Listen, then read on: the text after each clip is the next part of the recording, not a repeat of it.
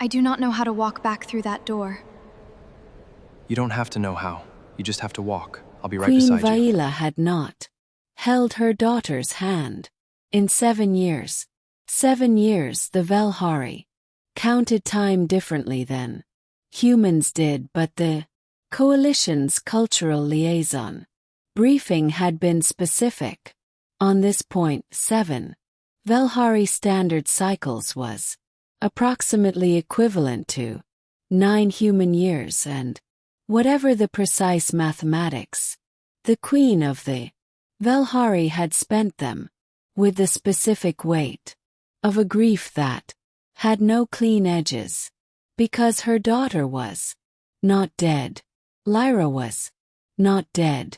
She was simply gone, taken during a border transit 7 years ago by a faction dispute that had since been resolved through channels that had not included returning what they had taken, because the faction that had resolved it was not the faction that had done the taking, and the trail had gone cold in the outer reach territories where the coalition's reach thinned, and the records thinned.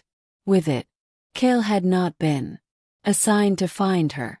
He was 17, an ambassador's aide, junior category assigned to the coalition's cultural exchange program with the Velhari court as a learning posting, which meant his job was to observe diplomatic functions, carry documents, and not contribute anything unless specifically.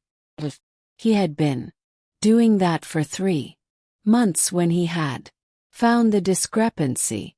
It was in a database that nobody else was looking at, a cross-reference transit manifest from a defunct trading collective operating in the outer reach, preserved in a coalition archive that predated the current record system and had been digitized without being indexed. Cael had been looking at it for entirely different reasons, a research project on historical trade routes that his supervising ambassador had assigned as make work, and he had found a name, not the princess's name, a vessel designation and a passenger manifest entry that matched the transit record that the original investigation had flagged as a possible transfer point, filed under a notation that suggested it had been reviewed and dismissed because the vessel had subsequently been reported as destroyed. The vessel had been reported as destroyed. The passenger record had not been updated to reflect the same. Cael had spent 3 weeks following the discrepancy through the unindexed archive, nights mostly, when his actual work was done before he had enough confidence in what he was looking at to take it to his supervising ambassador. The ambassador had said, "This is a 7-year-old cold case. In the outer reach, there have been full investigations. You are 17 years old and you have found something in a database that full investigation teams missed." Cael had said, "The database wasn't indexed when the investigations ran. It was digitized afterward. Nobody went back."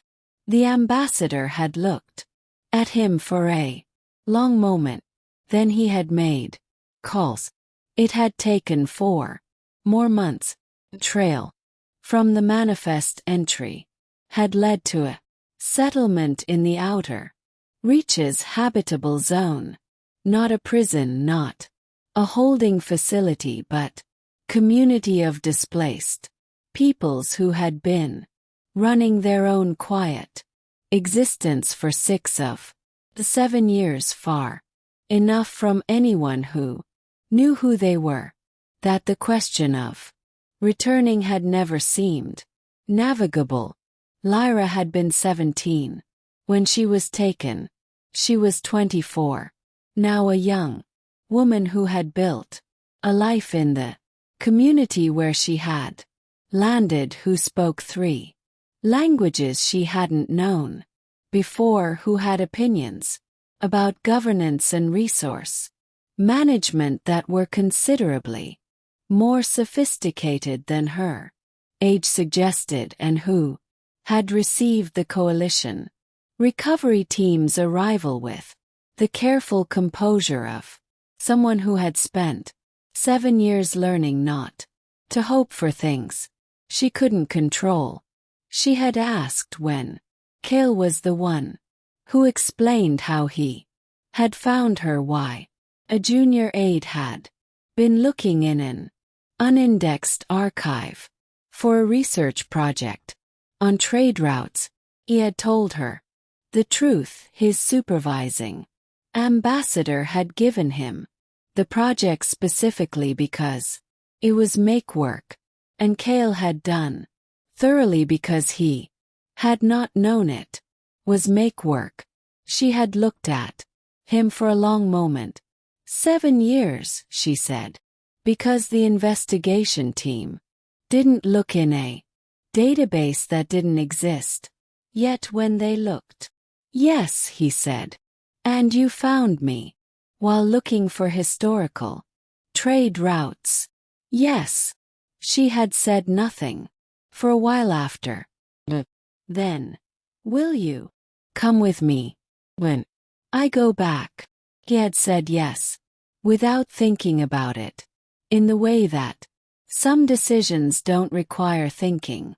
They had stood together outside the throne hall doors, the great golden doors of the Velhari Palace, which Cael had walked through a dozen times in 3 months of diplomatic attendance, and which Lyra had not walked through in 7 years.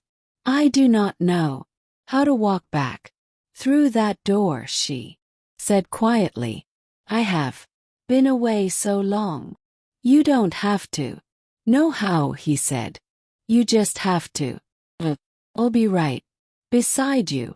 She had looked at him the way she had looked at him when he told her about the unindexed archive, like she was adding this to a list of things she was going to need time to fully understand.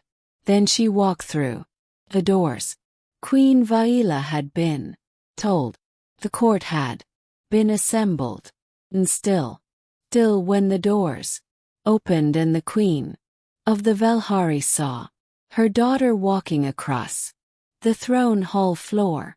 In 7 years of absence and 7 years of growth, the regal composure held for exactly 3 seconds before something underneath it took over. Vaila crossed the floor, not at the measured pace of a queen in ceremony, at the pace of a mother who has been waiting 7 years and has now run out of reasons to wait any longer. She reached Lyra and took her daughter's hand in both of hers, armored in blue and shaking very slightly, and said something in the old Velhari that Cael didn't have the language for, something that the court around him received with the particular stillness of people witnessing private thing that has been made public by the size of the love behind it. Cael stood to the aide. That was where he belonged in this moment, and he knew it. But Lyra, with her mother's hands holding hers, turned and looked back him across the throne hall floor, and the Queen of the Velhari followed her daughter's gaze.